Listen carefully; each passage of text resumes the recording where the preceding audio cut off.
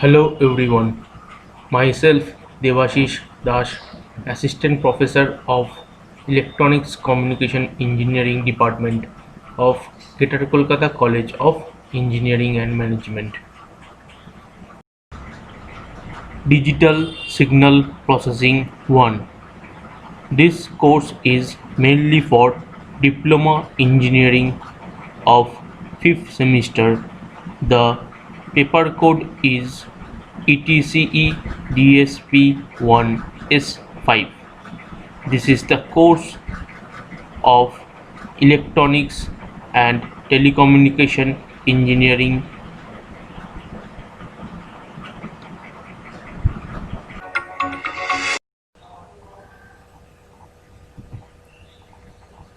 Digital signal processing. In this video, we are going to study about the different topics of digital signal processing and its application, how digital signal processing can be applied in different field and how the different topics is present in the digital signal processing. We are going to study about this in these videos.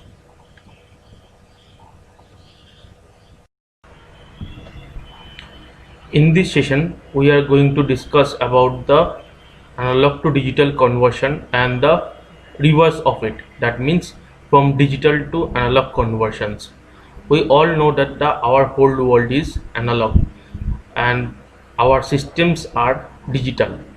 So to process this thing from analog to digital conversion and converting the digital system to analog, the several steps required. In this session, we are going to cover the following topics: the analog to digital conversions, the sampling theorem, the aliasing, anti-aliasing filter, quantization, encoding, and digital to analog conversion technique. So before we are going to start about our today's sessions, first we have to understand that the whole world is analog. That means here we take an example of telephonic conversations. That means a person speak in a telephone and the voice of that person's is being transferred with the help of telephone network and received by the another user of the telephone, and he or she can hear the voice, and the same way she or he replied to the sender person. To understand this thing, you have to understand the voice is the key criteria or key message in this system. So the voice we are talking is continuous in nature. That means if we convert the voice with the help of microphone and we get a continuous changing in amplitude electrical signal. That means if we speak in front of a microphone and if we analyze the electrical signal of the microphone, we'll get something like this, a continuous varying analog signal. That means the signal is continuously changing with respect to time. The voltage of the signal is continuously changing with respect to time. It is the output of a microphone, and we have to process this continuous signal into digital to transmit with the help of IP network or the internet protocol network, and we have to send this signal to the receiver end. So this is a pretty example of a digital telephone systems, and the reverse process is also taking place. That means a digital signal is being converted into a analog signal to hear the voice of the sender properly. So a conversations always there to convert the analog signal to digital signal and the digital signal to analog signal, and in the meantime in the channel there is some processing of this digital signal. Now we see first, these are the two terminologies in the analog and digital domain. The analog is continuous in nature and it has infinite possible values in 2 points or 2 steps in between points. So analog is basically a continuous in nature in both time and amplitude. In case of digital, it is discretized or discretely value signal such as integers encoded in binaries, and there are several analog to digital converter are also present in this to convert the analog signal to digital signal. So first, the sampling is the fundamental state. That means we require sampling from the analog signal to make it digital. So samples are used in real world, such as our voice call in analog signal, which is to process these signals into computer we need to convert this signal to a digital. Analog signal is continuous in both time and amplitude. A digital signal is discrete in both time and amplitude. To convert a signal from continuous time to discrete time, a process is called sampling, which is used. The value of this signal is measured at certain interval of time. Each measurement is referred to as samples. We'll discuss about these samples. Here it is a signal. We can see a signal, a continuous signal. The green line, it is a green line. You can see a green line that is change continuously with respect to time. The amplitude of the signal is changing continuously with respect to time. So this is a continuous time signal, and we take some samples in certain interval, certain and equal interval, that is t. We can see a interval of t between two samples, and this interval is same for each and every side by side samples. So we take samples from this continuous signal like this. So t is the interval between the two samples. T is the time interval between the two samples. Capital T is the time interval between the two samples, and t is the time axis of these signals. We will take also another examples of it. Sampling can be done for functional varying space, time, or any other dimensions, and similar results are obtained in two or more dimensions. The sampling frequency or sampling rate, Fs, is the average number of samples obtained in 1 second. Thus Fs is 1 by t. So t is the time interval we have seen in this previous pictures, that is t is the time interval of the two samples, between the two samples, simultaneous samples, and Fs is the 1 by reciprocal of this time, capital T. So F is denoting the sampling rate or sampling frequency. A sample is a value or set of values at a point in time or space. A sampler is a symbol or a operation that extracts samples from a continuous signal. A theoretical ideal sampler produces samples equivalent to instantaneous value of continuous signals at desired points. So we'll see how the sampling is done. In this slide we show how the sampling is being done. First, obtain a signal value from the continuous signals at regular time interval Ts, which is a sampling rate and its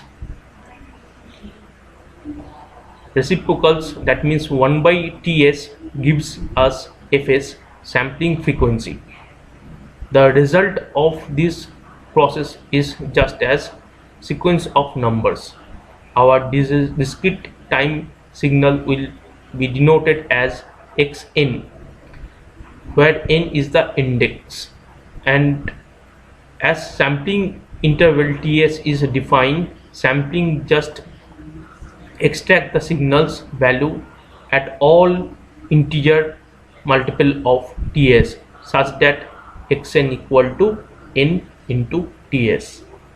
At this point, our signal is not a continuously digital because the value xn is still take any number from a continuous range. So we use the term discrete time signal. So we can see the above statements are nothing but just say about this. It is a continuous time signals which is varying continuously with respect to time, and we take some samples from it in equal interval, that is Ts.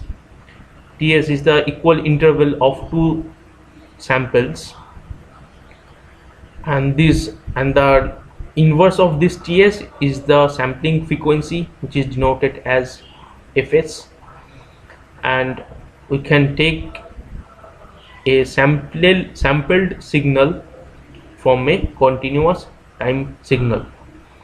It is a sampled signal, or we can say this is a discrete time signal, but we have to keep in mind this is not a digital signal, it is a continuous discrete time signal, because the amplitude of each sample is not discrete, it is a sampled value of this continuous time signal. So it is a discrete time signal, and in this way we take sample from a continuous time signal and produce a discrete time signal. So here we can see a mathematical representations of the sampling, how the sampling is being done. It is a cost function, and we can represent a mathematical denotions of the sampling, where omega is the angular frequency. So in this way we can get a mathematical representation of a sampling. Now we will discuss the sampling rate and its comparison. That means how the sampling rate provide impact on the sampling process. We will discuss about it, and we take in this example two sampling rate. One is 2240 and one is 1240, and another is 1000 samples per second. First one is 240 samples per second, and in second case it is 1000 samples per second. So we can get the sampling time, that is Ts. For the first case it is 4.166 milliseconds, and for the second case it is 1 millisecond. Here we can write a MATLAB code to plot this sampling rate for the cos signal. Here we can see a cos signal cosine function, or we can say it is a cosine function. It is continuous in time. We plot this signal and we take samples. For first case it is 240 samples per second, and for second case we take 1000 samples per second, and we will make a comparison in the coming slide with respect to this sampling rate. Now we'll discuss about this continuous time, and we will get here we can see a continuous cosine functions as we have discussed in the previous slide. It is a continuous cosine functions, and in for first case we take 240 samples per second, and we can get this type of graph. It is a discrete signal. These are all discrete time signal. And for the second case, for 1000 samples per second, we can get a graph like this. It also a continuous discrete time signal. So the rate of sampling makes a very well effect in case of discrete time signal, as we can see from this graph.